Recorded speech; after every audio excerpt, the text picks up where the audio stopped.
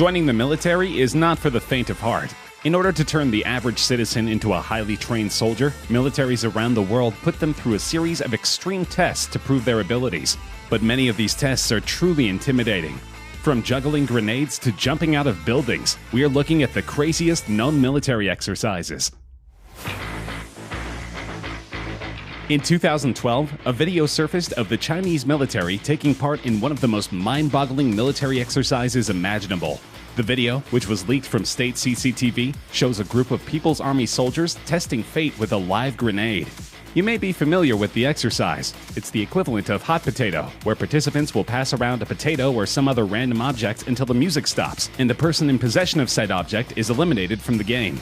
It's kind of like that, although the unfortunate soldier in this game runs the risk of actually being eliminated by a live hand grenade. Thankfully, it is the job of the soldiers to dispose of the grenade into a large hole just before it detonates. One can only imagine that it's the ultimate test of a soldier's ability to cope under pressure. In the video, no one is injured, but if this is a frequent exercise, it's inevitable that someone will be hurt, or worse, in a matter of time. It is designed to turn the merely tough into the super tough. The Royal Marines' much-feared mud run is the toughest part of a 32-week training course said to turn civilians into commandos. You can see why even the strongest recruits dread it. Exhausted, demoralized, and covered in foul-smelling sludge from head to toe, these Royal Marine recruits hope one day to wear the coveted green beret, marking them out as the elite of Britain's fighting forces.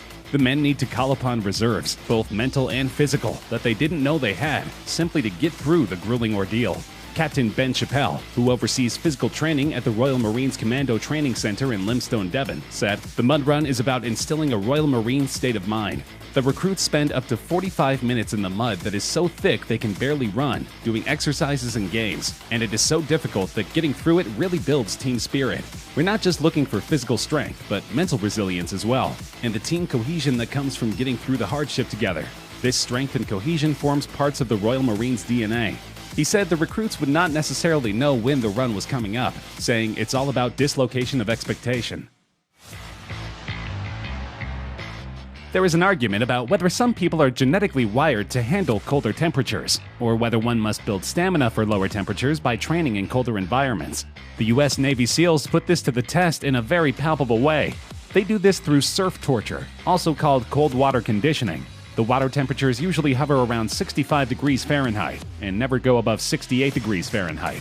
From there, trainees may be ordered to do some calisthenics or run a mile and a half down the beach in their wet clothes and boots. Then they're ordered back into the surf. Many drills also require that teams carry their rubber boots over their heads as they run from one task to another. Even if the water is 90 degrees, your core temperatures will very slowly start to drop from its normal level of 98.6 degrees. The hours-long drill tests the personal resolve of all those involved and proves to superior officers who is most fit for war. The Russian military isn't known for having a gentle touch, so it should come as no surprise that their counterterrorism operations training is really tough. But just how tough is borderline insane? Russia's Federal Security Service, called the FSB, and successor to the KGB, shoots their agents center mass to give them confidence in a terrorist-controlled situation where bullets might be flying by their heads. The trainees, wearing body armor, absorb a few rounds before firing shots back at the target. In a video, the man in front of the target is Andre, an FSB operator, who doesn't flinch as 3 rounds zing by his head. They are forced to stand motionless, and then they wait for someone to casually walk past them, but then suddenly draw a pistol and shoot them repeatedly in the chest. After taking these hits, they are to return fire, and they have to aim just inches away from the attacker's unprotected face. In a second drill, the trainee is given multiple cardboard targets to shoot, but while he does so, he is pushed and shoved by trainers, who yell in his ear, while guns fire immediately adjacent to his ears. These are all supposed to simulate distractions on the battlefield and enhance the trainee's focus in stressful situations. Cobra Gold is one of the Indo-Pacific's largest multinational exercises. It's also the one where US troops drink cobra blood. The exercise includes events such as an amphibious assault demonstration, landmine destruction, and a combined arms live-fire exercise. But probably the most photographed event is the jungle survival training, during which Thai instructors share with the Americans their knowledge of life-sustaining jungle sources of food and water, plants, insects, and, of course, cobra blood. For instance, some plants can be a good source of water, and there are a lot of different fruits available for consumption. But when those options aren't available, Marines can also eat geckos, gibbons, and even scorpions. Then, of course, there is one of the most iconic aspects of the Cobra Gold jungle survival training: drinking cobra blood.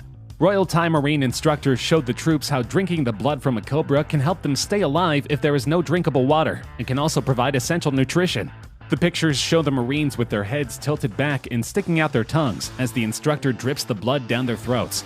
It's not for the squeamish, and even some hardened Marines appear to have their eyes tightly shut as they get their taste of the cobra blood. In contrast, others seemed keen to have a drink of the blood of the deadly serpent. According to Marines who have taken part in exercises in the past, the cobra blood tastes fishy.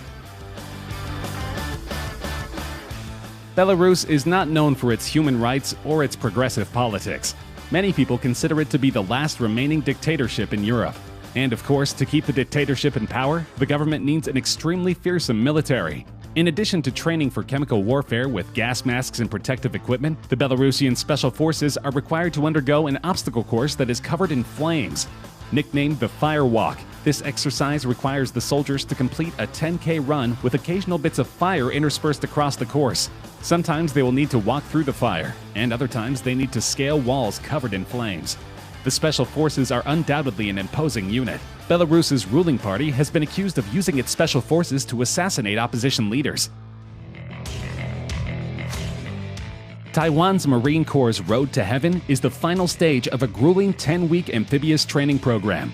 In order to become frogmen, candidates must crawl 164 feet over jagged, porous coral rocks in a pair of shorts. The Road to Heaven starts with a hard fall from standing to planking position. The fall looks to be tough on the elbows, but immediately after, the recruits begin to crawl through the sharp rocks on the points of their knees and elbows. In some ways, the training simulates a landing on a rocky beach, but it appears to function mainly as a test in which the trainees must will themselves to conquer pain. The path has 10 stopping points, and at each one, the recruits must stop and perform an exercise. As they make their way, instructors pour salt water on them to exacerbate the pain of their open wounds. Friends and family of the trainees are encouraged to attend in order to make the soldiers more self-conscious. At the end of the long, rough road, they finally earn their place among the most elite soldiers in Taiwan. Back in 2012, 2 videos surfaced on the internet. The first showed Chinese soldiers breaking bricks with their heads for training. The second one similarly showed the South Korean army breaking concrete with their heads. Many believe this is merely to show the strength of the People's Liberation Army. If combat were simply a matter of showmanship, then the PLA would be near invincible. But military officials are acknowledging that such displays have few practical applications, and are reconsidering the amount of time that troops spend on such training. The shift is a small but symbolically important part of China's broader effort to modernize its military. Going to war isn't a performance, Zhang Aijun, commander of a special operations brigade in Beijing, told PLA Daily, the official newspaper of the Chinese military. Troops training must stick close to the realities of combat and pay special attention to the urgent need to strengthen fighting skills. This is why the Chinese army discontinued the practice in 2014. Martial arts performances are a trademark, PLA Daily said of the brigade, which it did not identify in detail. For many years, they relied on these skills to display their abilities and win much praise. However, do these stunts have a practical use on the battlefield? Both US and South Korean soldiers took part in an impressive cold weather training drill in 2017. More than 400 soldiers took part in the drill, 200 South Koreans and 220 US troops normally stationed on the Japanese island of Okinawa. The exercise has been held since 2013 to train the military to be able to fight at temperatures as low as -4 Fahrenheit. More choreographed than tactical, the troops perform for a horde of media, which at times seem to outnumber the North Carolina-based Marines and their Korean counterparts during this annual photo op.